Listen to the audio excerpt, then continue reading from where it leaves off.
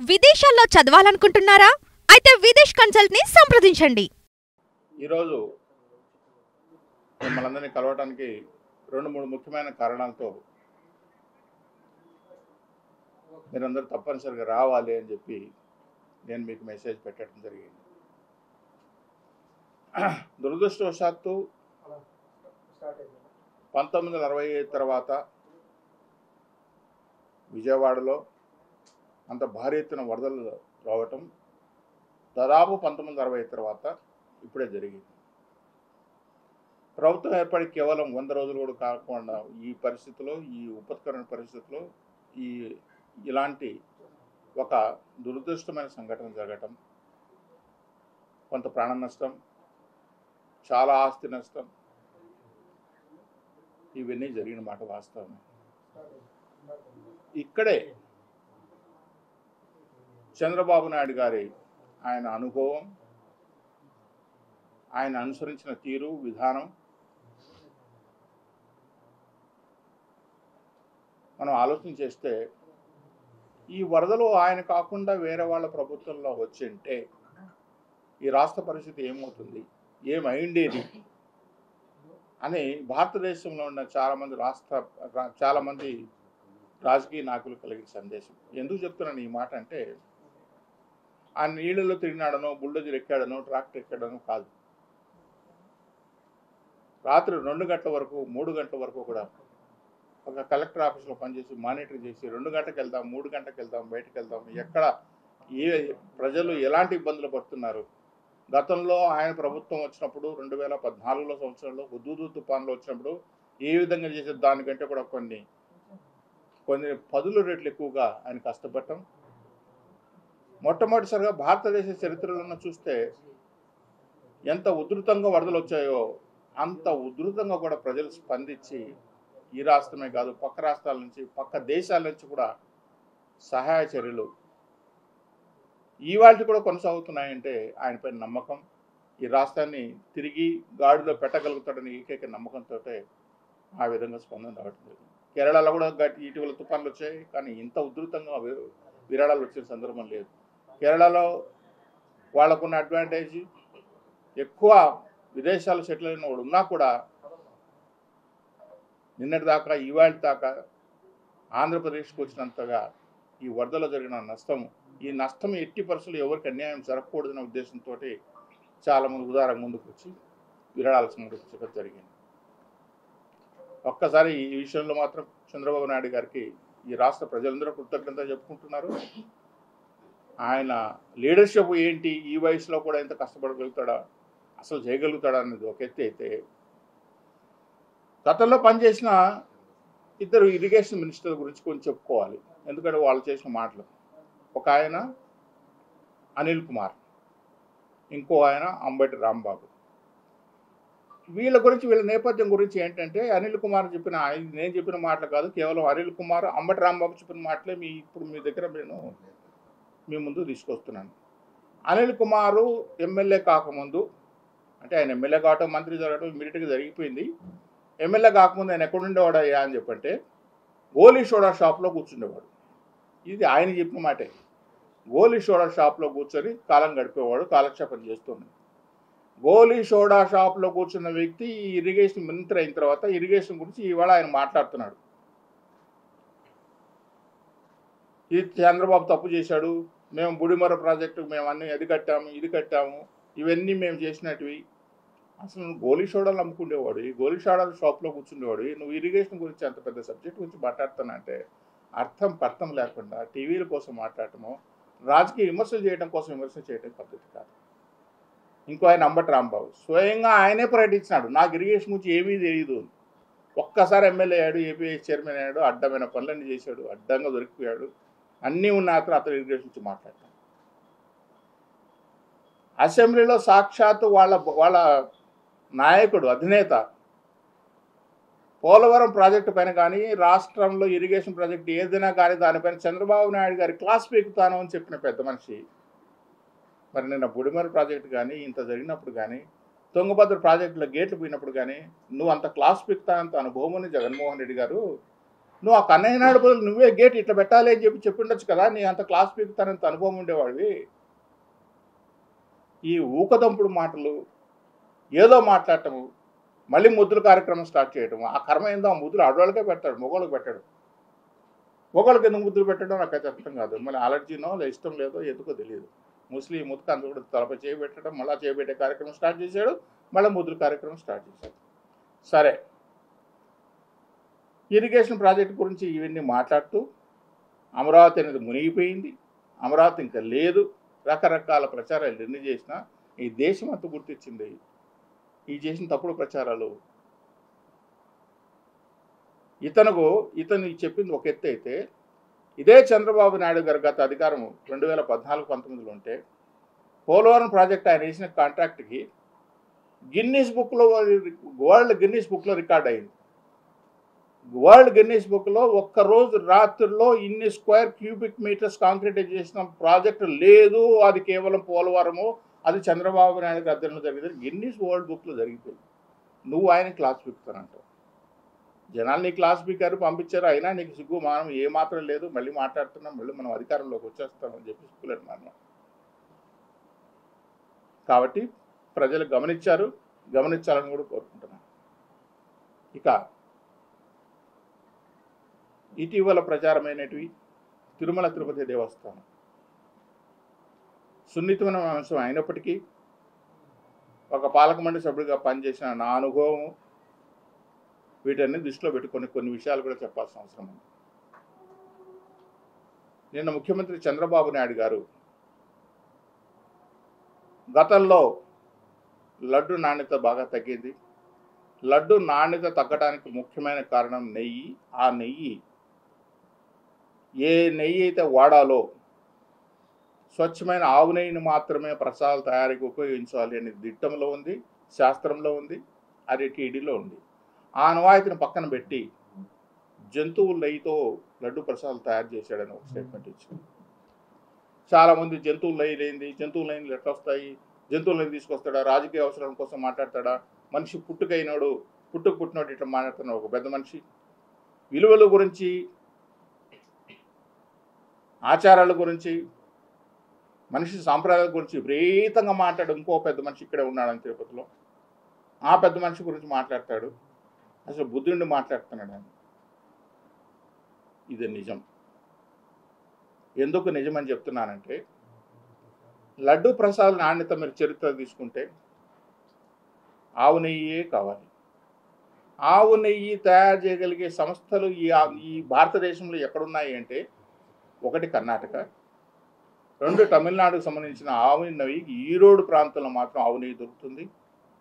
3 ఆంధ్రప్రదేశ్కు సంబంధించినంత వరకు ఒకప్పుడు చిత్తూరు డైరీ పలమనేరు బెల్ట్ ఆవు నెయ్యి కాబట్టి అక్కడ దొరికేది. చిత్తూరు డైరీ మూసిపోయిన తర్వాత విశాఖపట్నంలో ఆవు నెయ్యి బెల్ట్ కొంచెం దొరుకుతుంది. ఈ 3 వదిలేస్తే పంజాబ్లో దొరుకుతుంది ఆవు నెయ్యి. ఈ 4 ప్రాంతాల తప్ప భారతదేశంలో ఆవు నెయ్యి దొరికే ప్రదేశమే లేదు. కానీ పంజాబ్ ఎందుకు రావట్లేదంటే, పంజాబ్ నుంచి ఇక్కడ ట్యాంకర్ వచ్చి 3 ట్యాంకర్ వాపస్ అక్కడికి వెళ్ళి పోవడానికి లాజిస్టిక్స్ వర్కౌట్ గారు పంజాబ్ రావట్లేదు.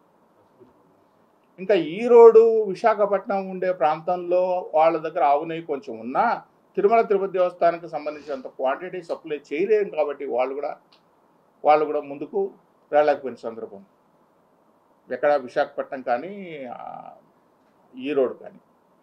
ఇంకా ఉండేది పుష్కలంగా ఆవు నెయ్యి దొరికే ఏకైక సంస్థ ఏదైనా ఉందంటే కర్ణాటక కోఆపరేటివ్ మిల్క్ ఫెడరేషన్. అది ప్రభుత్వ సంస్థ, దానికి ఎండి కూడా ఐఏఎస్ ఆఫీసర్ ఉంటాడు, గవర్నమెంట్. చాలా ఏళ్ల పాటు వాళ్ళ దగ్గర నుంచి నెయ్యి కొంటాం. నెయ్యి శ్రేష్టత, ఎందుకంటే గవర్నమెంట్ సంస్థ కాబట్టి వాళ్ళు కూడా అన్ని టెస్టులు చేసి పంపించడం జరుగుతుంది. దురదృష్టవశాత్తు ధర్మారెడ్డి ఒక పెద్ద మనిషి వచ్చిన తర్వాత, అధికారి వచ్చిన తర్వాత, ఆయనకున్న పైరవీలతోనూ ఆయనకున్న పరిచయాలతోనూ ఆయనకు కావాల్సిన మనుషులకు కట్టబెట్టడం కోసం ఏం చేశారంటే, టెండర్ ప్రొసీజర్లో కూడా ఏముంటుందంటే, ఆవు నెయ్యి సప్లై చేసే వాళ్ళకి రోజుకి ఇన్ని లక్షల మీటర్లు ఆవు పాలు తీసుకొచ్చి ప్రాసెస్ చేసే ఒక వ్యవస్థ ఉండాలి. అంత వ్యవస్థ తయారు చేసి వెన్న తయారు చేసే అవకాశం ఉండాలి. ఆ వెన్నని ఇన్ని డిగ్రీస్లో కాల్చే అవకాశం ఉండాలి. ఆ వెన్నను నెయ్యిగా ఇవ్వాలి అనేది టెండర్ కండిషన్స్ కూడా ఉంటుంది. మరి ఈయనేం చేశాడంటే, ట్రేడర్స్ని తీసుకొచ్చాడు. కొంతమంది ట్రేడర్స్ని తీసుకొచ్చి ట్రేడర్స్ అంటే కర్ణాటక మిల్క్ ఫెడరేషన్ ప్రభుత్వ సంస్థ కాబట్టి ప్రభుత్వ సంస్థకు వాళ్ళే లాభాల కోసమో లేకుంటే ఇంకేదో పెట్టడం కోసం పైరవీల కోసమో చేయరు. వాళ్ళకు వచ్చినా రాకపోయినా ఆ ప్రభుత్వ సంస్థ దానికి దేవస్థానానికి ఇచ్చినామని చెప్పి. ఇంకొకటి, ఇక్కడ కట్టిన ట్యాంకర్లు కూడా వాళ్ళే కట్టారు. కర్ణాటక కోఆపరేటివ్ మిల్క్ ఫెడరేషన్ వాళ్ళే దేవస్థానానికి సంబంధించిన ట్యాంకర్లు కట్టింది కూడా వాళ్ళే.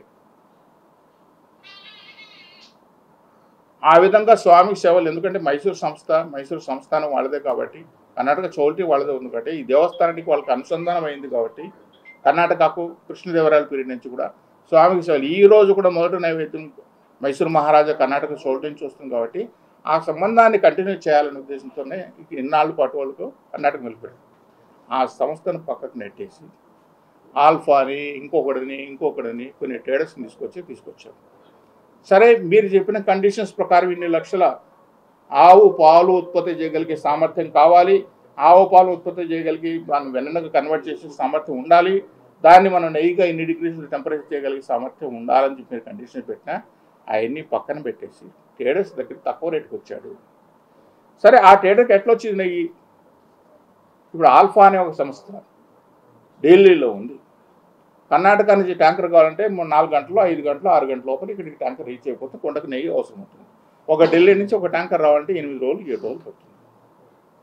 మరి ఆల్ఫా సంస్థకు ఇంత నెయ్యి ఎక్కడి నుంచి వచ్చిందంటే విదేశాల నుంచి బటర్ ఆయిల్ ఇంపోర్ట్ చేసుకునేవాళ్ళు. బటర్ ఆయిల్ అంటే నెయ్యి కంటే ముందు తయారు చేసే ముందు మనం ఇంతకుముందు మీకు చెప్పినట్లు వెన్న. ఆ వెన్న 2 రకాలుగా వెన్న, గేదె నెయ్యి ఉంటుంది, ఆవు నెయ్యి ఉంటుంది, జంతువుల నెయ్యి ఉంటుంది, రకరకాల నూనెలన్నీ ఉంటాయి. ఈ బటర్ ఆయిల్ ఒక ఫ్యాట్ కంటెంట్లో తీసుకొచ్చిన బటర్ ఆయిల్ని తీసుకొచ్చి ఆ బటర్ ఆయిల్ని ప్రాసెస్ చేసి కలర్ మిక్స్ చేసి, ఎందుకంటే ఆవు నెయ్యి ఒక్కటే పచ్చగా కనిపిస్తుంది, గేదె నెయ్యి తెల్లగా ఉంటుంది. ఆవు నెయ్యి అనేది ఏంటంటే కుకింగ్లో స్మెల్ వస్తుంది, ఫ్రాగ్రెన్స్ వస్తుంది, ఆ సువాసన కానీ రుచి కానీ మనం వండే కొద్దీ వస్తుంది. గేదె నెయ్యిలో ఏంటంటే ప్యాకెట్ ఓపెన్ చేస్తేనే స్మెల్ వస్తుంది. ఈ ఆవు నెయ్యి కోసం పచ్చగా ఉండటం కోసం ఏంటి కలర్ కలిపి బయట నుంచి బటర్ ఆయిల్ ఇంపోర్ట్ చేసుకొని విదేశాల నుంచి ఆ నెయ్యిని తీసుకొచ్చి కొన్ని ఏళ్ళ పాటు దేవస్థానం సప్లై చేశారు. అది ఆవు నెయ్యి కాదు కాబట్టి లడ్డు పగిలిపోవటం. తీసుకున్న పక్క గంటకో 2 గంటకో ఇంతకుముందు కంపాక్ట్గా ఉండే లడ్డు మనం తీసుకొచ్చి ఇంట్లో 2-3 రోజులు పెట్టుకున్నా అట్లే కంపాక్ట్ ఉండే లడ్డు తీసుకొచ్చి ఈరోజు పొడైపోవటము, రుచి తగ్గిపోవటము. దిట్టం ప్రకారం దిట్టాన్ని మనం పూర్తి స్థాయిలో అమలు చేయాల్సిన బాధ్యత పాలక మండలి పైన ఉంటుంది, అధికారుల పైన ఉంటుంది. ఆ దిట్టాన్ని పూర్తిగా పక్కన పెట్టి బటర్ ఆయిల్ ఇంపోర్ట్ చేసుకుని ఆ బటర్ ఆయిల్ని తీసుకొచ్చి ప్రసాదాలు వాడుకున్నామంటే మనిషి పుట్టిన చెప్పిన పెద్ద మనిషి నువ్వు మనిషివేనా? నీకు మనిషి లక్షణాలు ఉన్నాయి నీ దగ్గర? విలువల గురించి మాట్లాడే ఒక పెద్ద మనిషికి నీకు విలువలు ఉన్నాయా? సాక్షాత్తు దేవునికి ప్రసాదం తయారు చేస్తున్నాం కదా, ఆ ప్రసాదం బటర్ ఆయిల్ తీసుకొస్తున్నాం కదా, ఆ బటర్ ఆయిల్ ఆవునయ్యా కాదా, అది ఆవునయ్యా గేదెనయ్యా లేకుంటే జంతువులయ్యా తెలుసుకోవాల్సిన విశేషణ కూడా నీకు లేదా? విలువలు, విశ్వాసాలు, దేవుడు నామాలు, పంచలు రకరకాలు కట్టుకుంటావే, నీ మాత జ్ఞానం లేదా? ఇవాళ మాట్లాడుతున్నావు. చంద్రబాబు నాయుడు ఒకసారి ఆయనకు దేవుడు శిక్ష ఇచ్చాడు, నిజమే. ఒక చిన్న పొరపాటు జరిగినప్పుడు వెంకటేశ్వర స్వామి దగ్గర వచ్చిన సంఘటన జరిగింది. కానీ నువ్వు చేసిన పొరపాట్ల వల్ల సాక్షాత్తు మహానుభావుడు పనిచేసిన రాజశేఖర రెడ్డి ఈ కొండలో గడిచిపోయాడు. నిన్నటిదాకా పనిచేసిన జగన్మోహన్ రెడ్డి అడ్రస్ లేకుండా పోబోతున్నాడు మీరు చేసిన పాపాల వల్ల. మనిషి ఏం మాట్లాడుతున్నావు అని చెప్పిన మనిషి విలువల గురించి మాట్లాడుతున్న పెద్ద మనిషి, పుట్టుకల గురించి మాట్లాడుతున్న ఇంకో పెద్ద మనిషి 2008 తర్వాత కామన్ మ్యాన్కి వచ్చిన తర్వాత ఒక పడుకోవడానికి వచ్చిన డార్మెటరీ కట్టిన సందర్భం కూడా ఇవాళ కూడా 2008 నుంచి 2024 వరకు కూడా ఒక్క డార్మెటరీ, ఒక్క రూమ్ కామన్ పిలిగ్రామ్ కట్టిన సందర్భం ఒకటి ఉందా? లేకపోగా మీరేం చేస్తారు? 5 స్టార్ హోటల్ లాగా 50 కోట్లు 40 కోట్లు 60 కోట్లు కట్టుకొని కాటేజీలు ఇస్తారా మీరా దేవుని సేవకులు? మీరా మేము దేవుని పరిపాలన పనిచేసామని చెప్పి చెప్పుకునేవాళ్ళు మీరా? మనిషి పుట్టుకల గురించి దేవుని గురించి మాట్లాడేవాళ్ళు మీరా? పరకామణి స్వామి సన్నిధిలో ఉండాలని సాక్షాత్ శాస్త్రం చెప్తుంది, ఆగమ శాస్త్రం చెప్పిన వాళ్ళు ఇంకా బతికే ఉన్నారు, ఆగమ శాస్త్రం ఉన్నారు. పరకామణి దేవుని సన్నిధిలోనే ఉండాలని చెప్పి తెలిసి కూడా పరకామణిని తీసుకుపోయి బయట పెట్టావే. గుడిలో పరకామణి ఉన్నప్పుడే మనకు డబ్బులు పోతున్నాయి, బంగారు పోతుంది, కరెన్సీ పోతుంది, డాలర్లు పోతున్నాయని చెప్పి గొగ్గోలు పెడుతుంటే ఒక పక్క మీడియా సంస్థలు అన్నీ మాట్లాడుతూ ఉంటే తీసుకుపోయి ఆ పరకామణిని తీసుకుపోయి బయట పెట్టాడు నీ బిల్డింగ్ కోసం. ఆ బిల్డింగ్ కాంట్రాక్ట్ కోసం దాంట్లో పడే ప్రలోభాల కోసం తీసుకొచ్చి పెట్టావే, నువ్వా మనిషివి? నీకా విలువ ఉండేది? కమిషన్ల కోసం కక్కుర్తి పెట్టాను, నువ్వా మాట్లాడేది?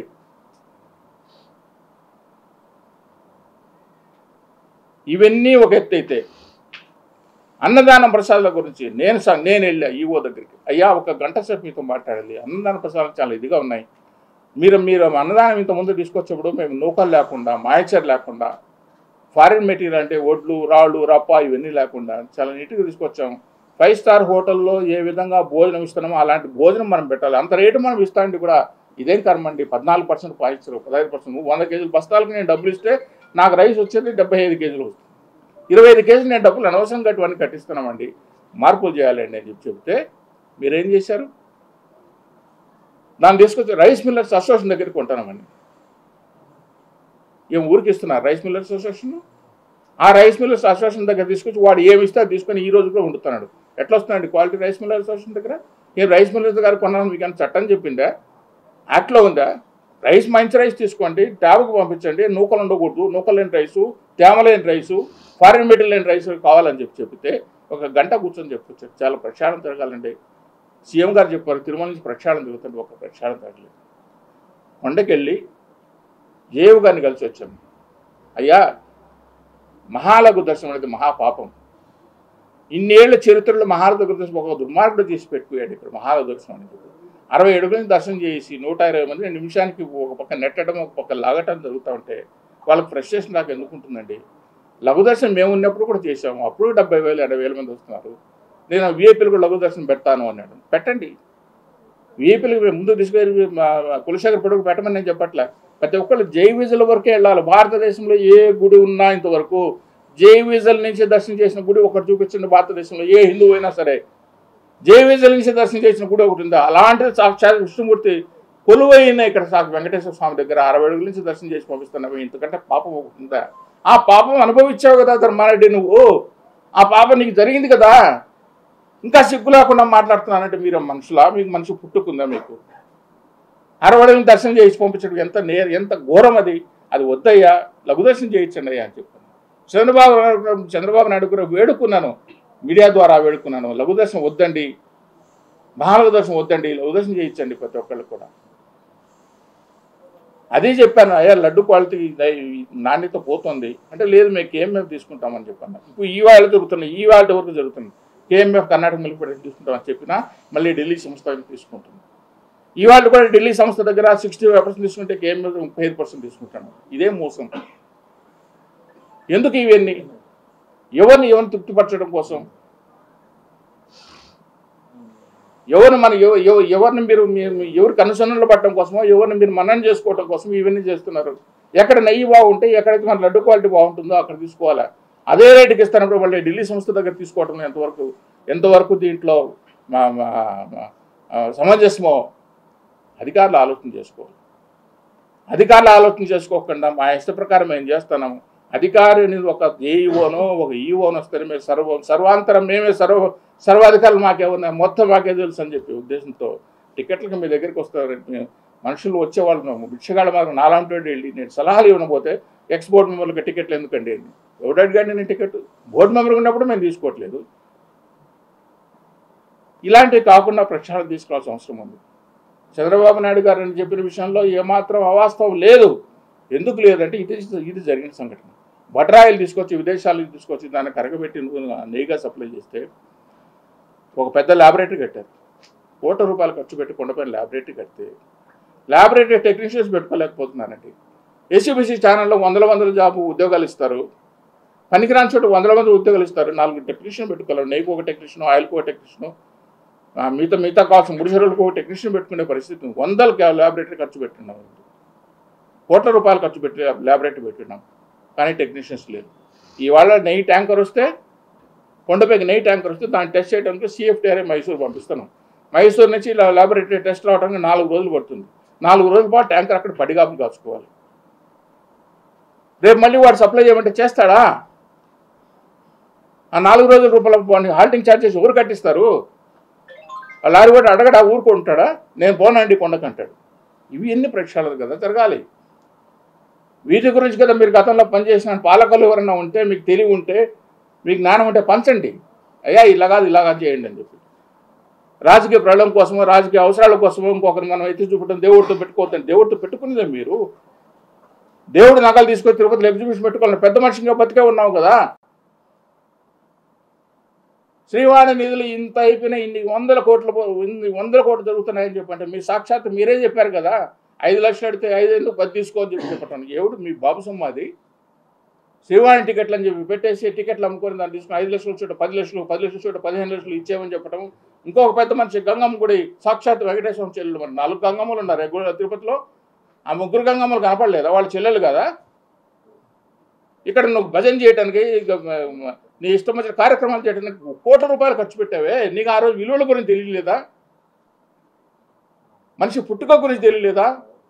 ప్రథమ భక్తుడు అని చెప్పుకుంటావే, తిరుమల నమ్మిన తర్వాత నేనే భక్తుడు అని చెప్పుకుంటావే. మరి తెలియలేదా స్వామి డబ్బు లేని ఈ విధంగా విచ్చలుడిగా ఖర్చు పెడుతున్నాను అనవసరమైన వాటికి అని చెప్పి?